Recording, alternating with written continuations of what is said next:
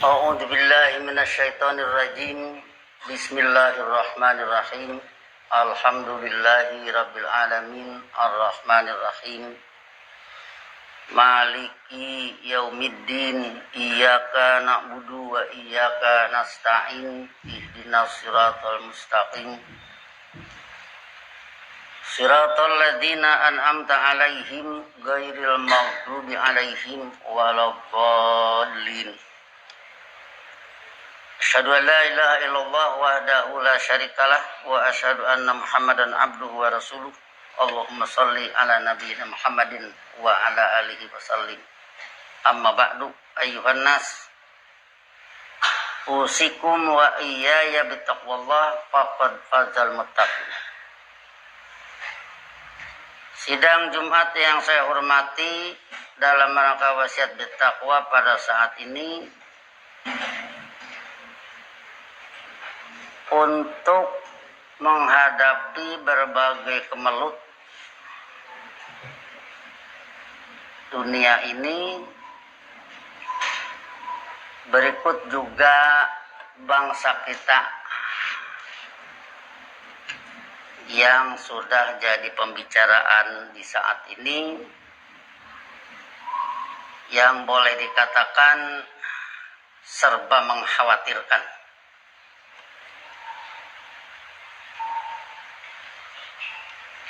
Ya, bagaimana tidak khawatir, sebab tentunya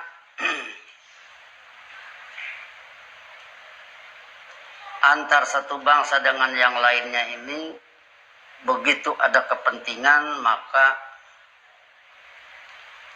bisa jadi main terjang.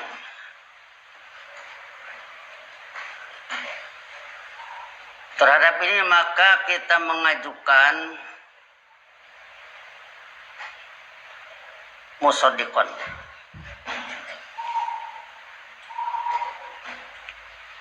Kita ambil surat Baqarah ayat 101.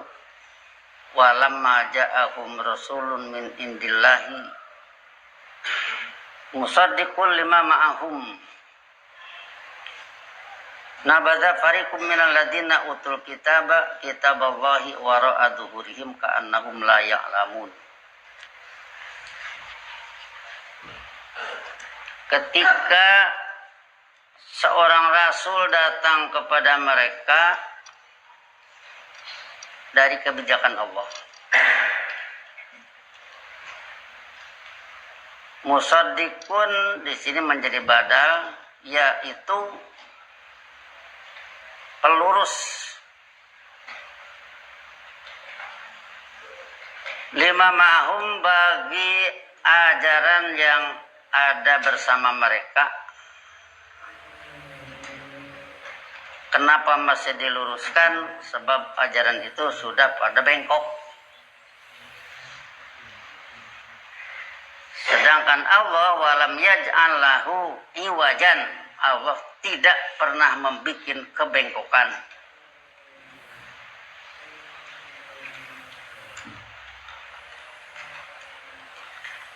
Jadi Allah menurunkan rasul, Allah mengutus rasul, seluruh rasul adalah meluruskan kebengkokan dari ajaran rasul-rasul sebelumnya.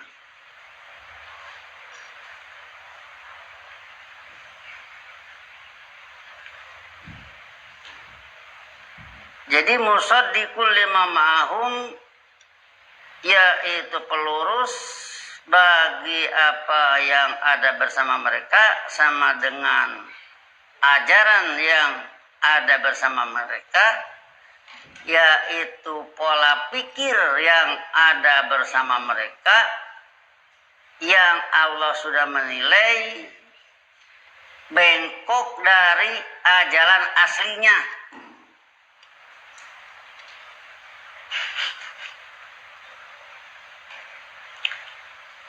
Ayat Baqarah 101 itu selanjutnya menjelaskan bagaimana sikap orang yang didatangi Rasul itu. Rasul mau menyelamatkan, pola pikir mereka supaya jangan bengkok, sebab nanti hidup bisa bengkok. Nah, ayat bercerita, nabada fariqun minal ladzina utul kitab,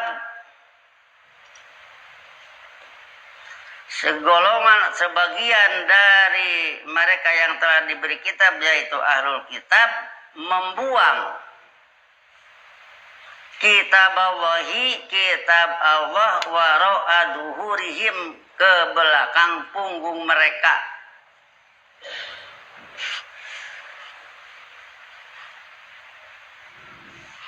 Jadi seharusnya kitab itu ada di depan, dibaca, dipahami,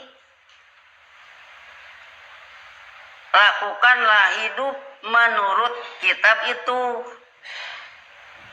tidak menurut pola pikir yang ada, sebab itu sudah bengkok.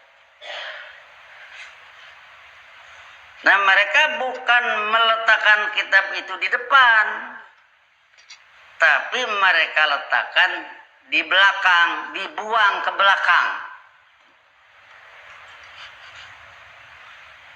Ka'annahum la ya'lamun, seolah-olah mereka tidak berilmu yang demikian agung. Ka'anna, kalau inna sesungguhnya, kalau di tengah anna sesungguhnya, kalau ka'anna seolah-olah.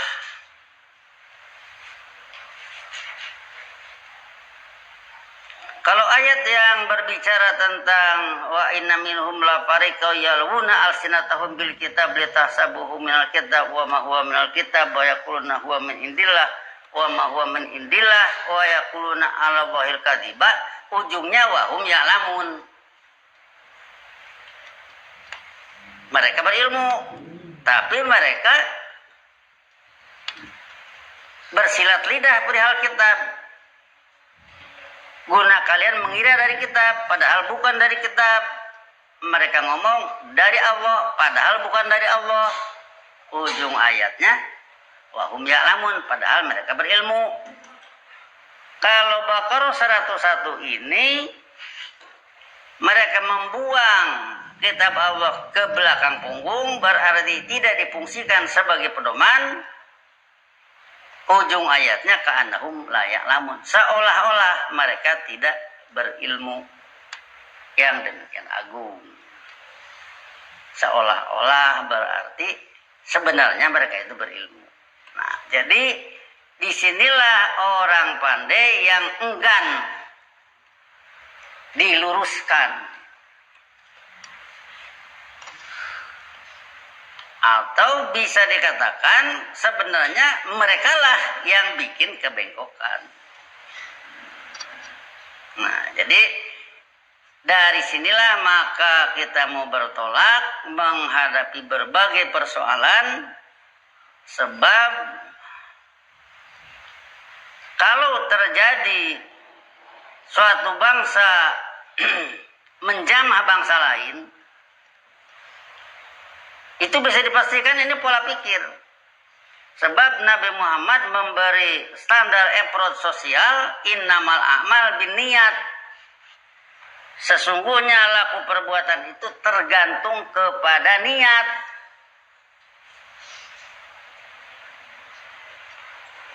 Ada orang mengendap-endap di malam hari, terus dia meraba-raba jendela orang, terkunci atau tidak, kalau tidak bagaimana, kalau terkunci bagaimana. Terus dia kesana kemari mencari kemungkinan untuk masuk, melakukan itu karena ada niat mencuri. Kalau tidak ada niat mencuri, nggak akan melakukan itu.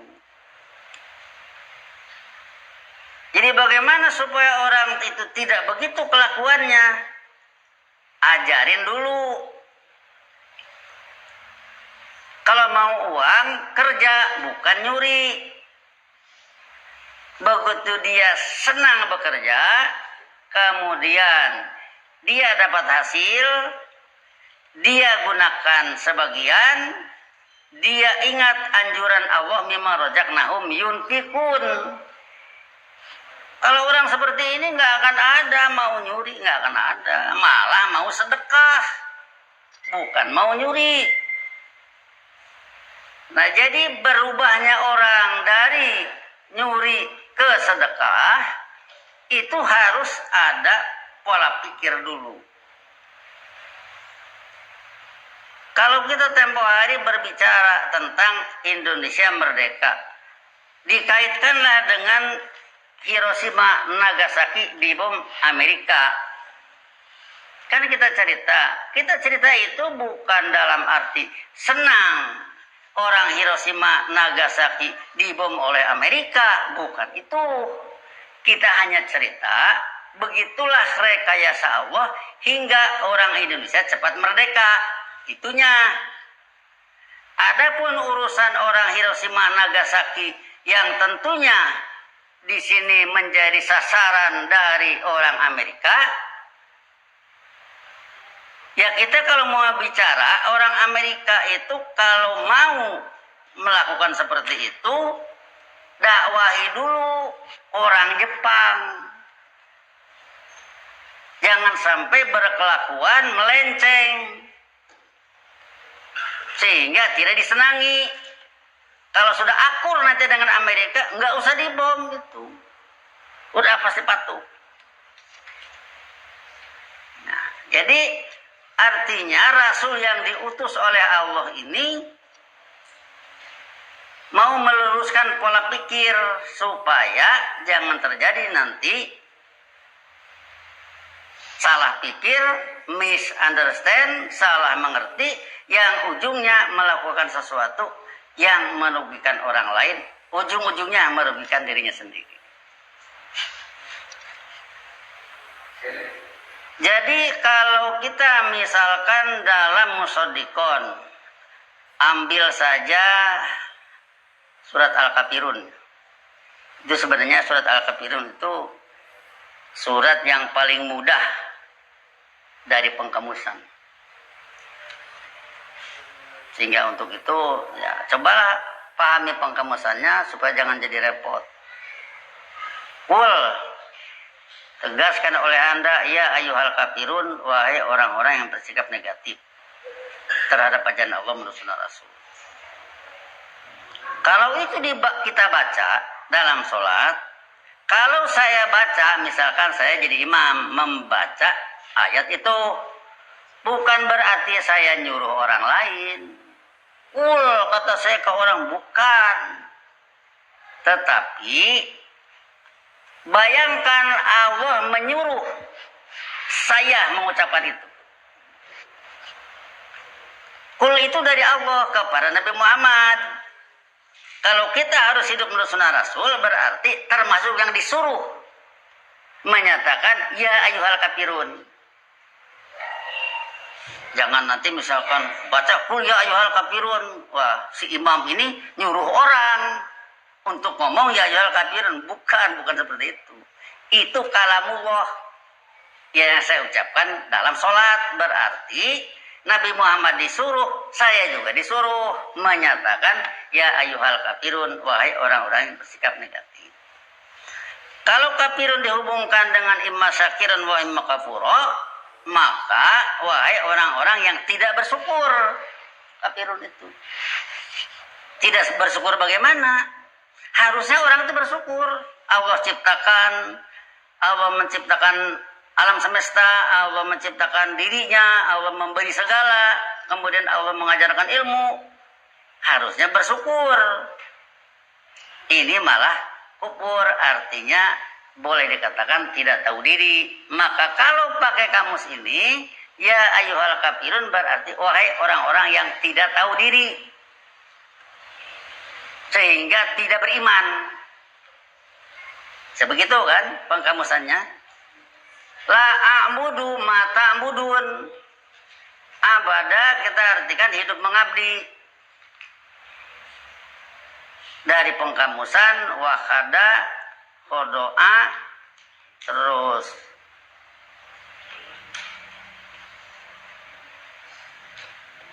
Zalla to'a,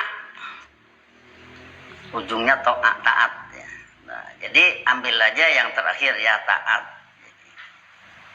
La a'budu, aku tidak hidup mengabdi atau tidak menaati ma ta'budun, apa yang kalian abdi. Apa yang kalian abdi itu ajaran. Ajaran itu nanti jadi kebijakan. Seorang yang mempelajari ilmu tentang bangunan, ajaran itu jadi kebijakan dia. Sehingga begini membangun, begini bikin tiang dan sebagainya. Panjang urusannya. Jadilah kebijakan.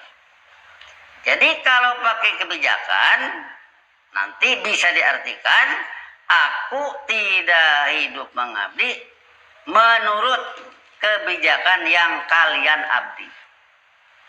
Atau kebijakan ini nanti berkaitan dengan robba ya rubu robban, yang diartikan pembimbing, membimbing, kemudian rebunnya atas sekolah fa'alun pembimbing. Kalau diambil dari kamus Asia 1 sama dengan policy, maka rebun adalah policy maker, pembuat kebijakan. Jadi bisa saja diartikan la a'budu, aku tidak hidup mengabdi, mata budun menurut kebijakan yang kalian abdi.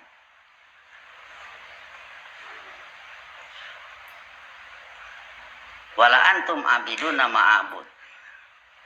Tinggal kata pelaku, kalian bukan pengabdi hidup menurut kebijakan yang aku abdi. Wala ana abidu ma'abatum. Sekali lagi, kalau tadi kalimat kata kerja, ini kalimat kata benda. Aku bukan pengabdi hidup kebijakan yang kalian abdi. Wala antum abiduna ma'abud. Sekali lagi, kalian bukan pengabdi hidup menurut kebijakan yang aku abdi. Diulang-ulang kan, bolak-balik, dua kali.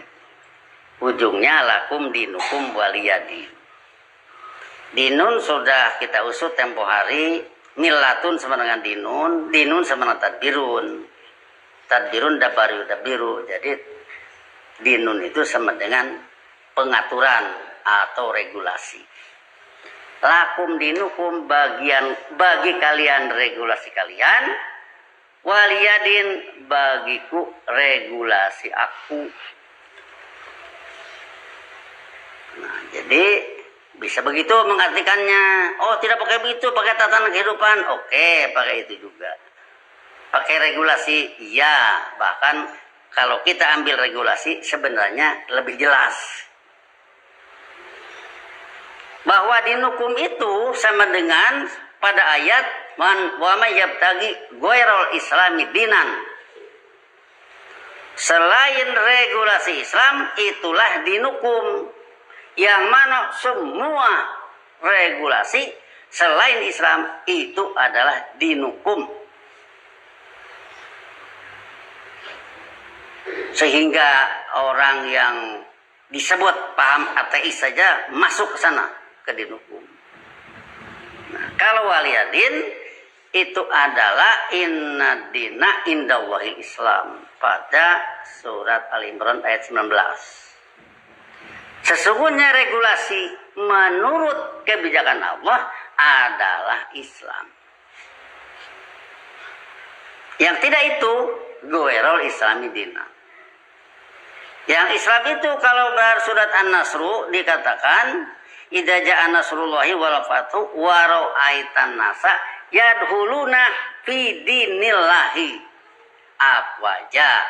Jadi dinullah sama dengan regulasi Allah. Sesuai dengan ayat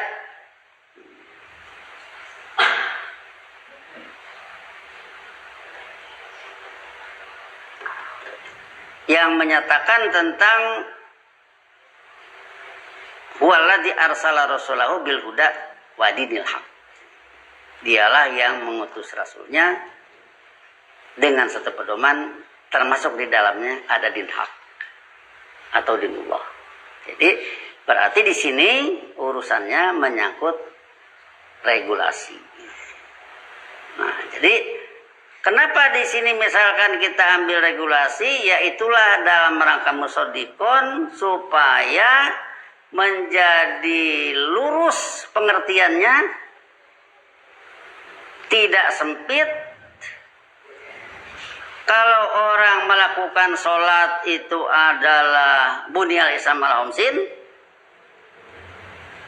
setelah sholat dia yadhkurunallaha qiyaman wa qu'udan wa ala junubihim, hidup dengan din hak, hidup dengan dinullah, itu seluruh aktivitas tergantung kepada ajaran atau kebijakan yang dia baca dalam sholat tadi. Termasuk diantaranya ihdinas siratal mustaqim yang sudah kita urai. Siratal mustaqim itu siratal ladina an'amta alaihim, alladina an'amta alaihim, para rasul dan para pendukungnya. Maka minta siratal mustaqim, minta naik bahtera sunnah rasul.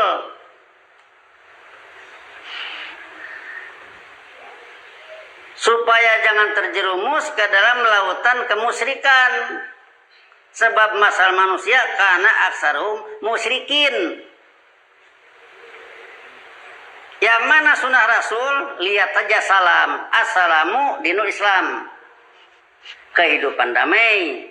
Rahmatullah, kehidupan saling kasih sayang menurut ajaran Allah. Wa barakatuh, kehidupan saling memakmurkan menurut ajarannya. Jadi damai, saling kasih sayang, makmur.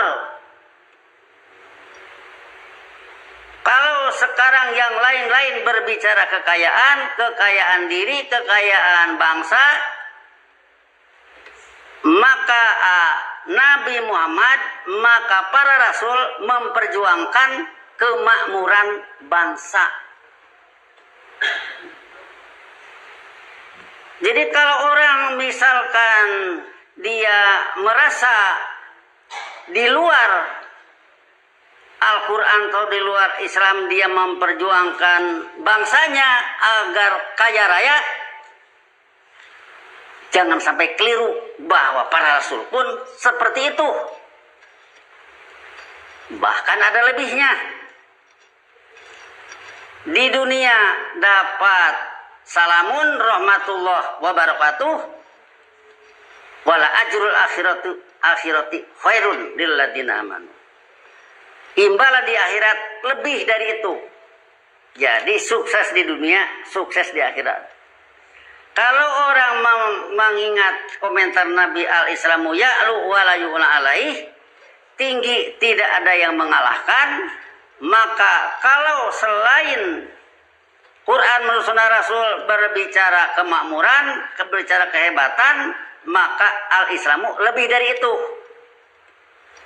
Teoritisnya, walaupun kita belum bisa mempraktekkan.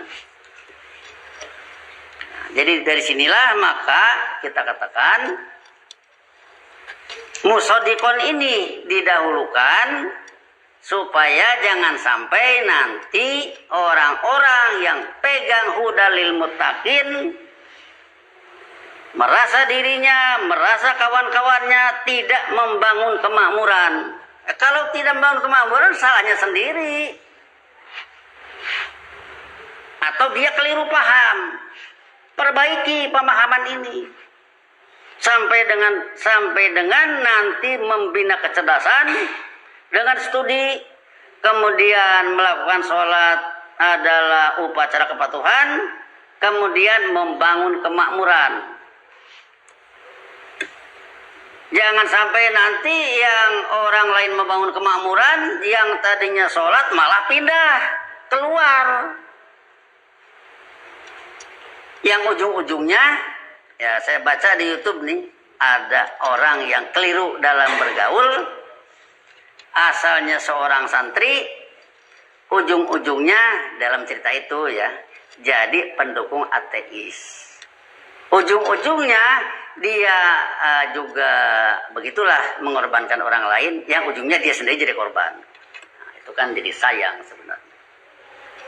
Asalnya tukang adan. Jadi kita bertanya dalam ini, orang ngerti nggak yang alal falah yang dia ucapkan? Falah itu kan kemenangan. Yang menang siapa?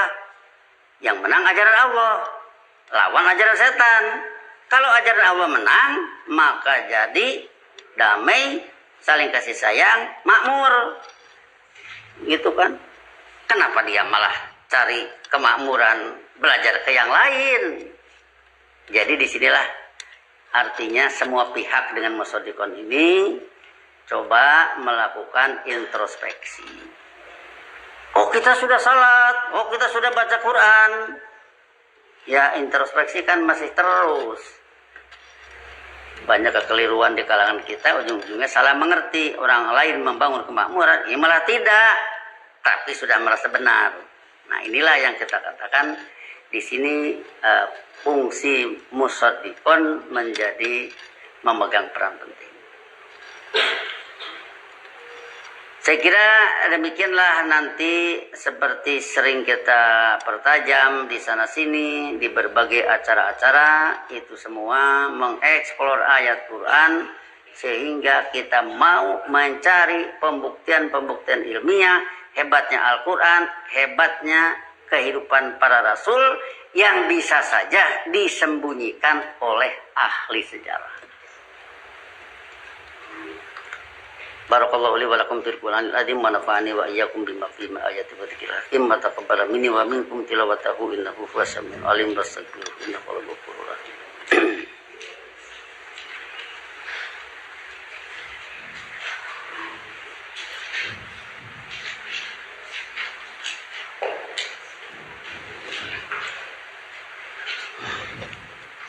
Alhamdulillahilladzi nazzala al-furqana ala 'abdihi liyakuna lil 'alamin nadhira. Asyhadu an la ilaha illallah wahdahu la syarikalah wa asyhadu anna Muhammadan 'abduhu wa rasuluh. Allahumma shalli ala nabiyyina Muhammadin wa ala alihi wasallim. Amma ba'du, ayyuhan nas, usikum wa iyaya bitaqwallah faqad fazal muttaqin. Kalau kita lihat surat Ghafir, surat Mukmin, surat ke-40 ayat 62, di sana ada ayat yang berbunyi dalikumullahu rabbukum, itulah Allah pembimbing kalian. Kalau dilihat dari saya susu siasatan, as-siasatu sama dengan al-khitatu, kebijakan, maka diartikan itulah Allah pembuat kebijakan kalian. Apa kebijakan kalian? Allah yang pembuat kebijakan kalian. Kalian yang iman dikasih jannah, kalian yang kubur dikasih nar. Itu kebijakan Allah. Hati-hati. Yang mau selamat, selamatkan diri dengan iman. Kalau tidak, maka dia akan celaka. Itu kan kalau diartikan pembuat kebijakan seperti itu. Diulang, dalikumullahu rabbukum, itulah Allah pembuat kebijakan kalian, khaliqu kulli syai'in, pencipta segala sesuatu. Pencipta matahari, pencipta bulan, pencipta bumi, pencipta manusia, pencipta ayam, pencipta kambing, pencipta rumput, termasuk di dalamnya pencipta ajaran ilmu. Ini yang kadang-kadang terlewat. Allah penciptanya. Di sini perlu dimusaddiqon, sebab kadang-kadang ini terlewat. Berbicara khaliqu kulli syai'in, batu yang dibicarakan angin, hujan, ajaran ilmu kelewat, padahal itu juga ciptaan Allah. Jadi artinya kalau Allah mencipta ilmu, nggak usah cari kemana-mana. Itu untuk kemakmuran, itu untuk kecerdasan, itu untuk saling kasih sayang. La ilaha illahuwa sama dengan la ma'buda illahuwa. Itu kamusnya. Tidak ada yang diabdi kecuali dia. Dengan penuh ajaran Rasulnya. Fa anna tu'fakun, anna sama dengan kenapa. Tu'fakun apa kayak fiku, an artinya membelokkan, tu'fakun pasif. Maka bagaimana kok kalian bisa dibelokkan? Tuh, kalian kok bisa dibelokkan? Harusnya itulah Allah membuat kebijakan kalian. Jangan salah ngitung, kalau mau selamat harus iman ya. Kalau dilihat dari ajaran, kemudian pencipta segala sesuatu termasuk ajaran ke dalamnya, tidak ada yang diabdi kecuali dia. Jangan nanti fa'ana tu'fakun, bagaimana kalian kok bisa dibelokkan ke arah idza qila lakum la ilaha illallah yastakbirun, apabila dinyatakan tidak ada yang diabdi kecuali Allah, bersikap sombong. Itu berbelok artinya.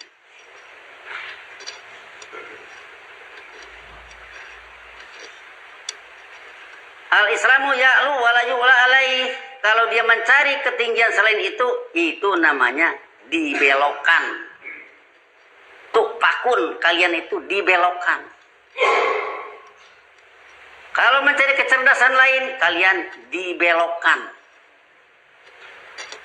Tukpakun. Nah, jadi disinilah artinya sekali lagi kembali kepada musaddiqon, pelurus. Dengan pelurus ini nanti istilah-istilah diluruskan kembali. Bisa saja orang mengumandangkan damai, padahal sebenarnya bukan itu. Dengan orang yang tahu yang lurus, maka dia akan tahu segala. Dia mengerti bahwa itu syaitan badu-badu illa gururo. Setan itu hanya menjanjikan tipu daya belaka. Jadi inilah musaddiqun yang selalu kita bicarakan di berbagai tempat, di berbagai kesempatan, diajarkan ke berbagai siapa yang mau menanggapi ajaran Allah dan Sunnah Rasulnya. Kita eksplorasi ayat, sebarkan ke sana kemari. Yang bisa bantu kawannya, yang kelemahan bantu oleh yang bisa. Sebab ini harus banyak orang untuk itu, maka disinilah kita artinya sekali lagi untuk menangani berbagai kemelut, coba luruskan dulu persilaan-persilaan, jangan sampai nanti keliru memahami. Cenderung mendukung bangsa lain yang padahal merusak karena akibat salah mengerti. Itu yang perlu diperhatikan. Allahumma sholli ala nabiyina Muhammad wa ala alihi wasallim. Rabbana la tuzigh qulubana ba'da idh hadaitana wa hab lana min ladunka rahmatan innaka antal wahhab. Rabbana hab lana min azwajina wa dhurriyyatina qurrata a'yun waj'alna lil muttaqina imama. Rabbana innana sami'na munadiyan yunadi lil iman an aminu bi rabbikum fa amanna. Rabbana faghfir lana dzunubana wa kaffir 'anna sayyi'atina wa tawaffana ma'al abrar wa inna 'ala dzikrika wa syukrika wa husni ibadatika. Rabbana atina fid dunya hasanah wa fil akhirati hasanah wa qina adzabannar. Ibadallah, innallaha ya'muru bil 'adli wal ihsan wa ita'i dzil qurba wa yanha 'anil fahsya'i wal munkar wal baghi ya'idukum la'allakum tadhakkarun. Fadhkurullaha yadhkurkum wad'uhu yastajib lakum wa la dzikrullahi akbar. Wassalamualaikum warahmatullahi wabarakatuh.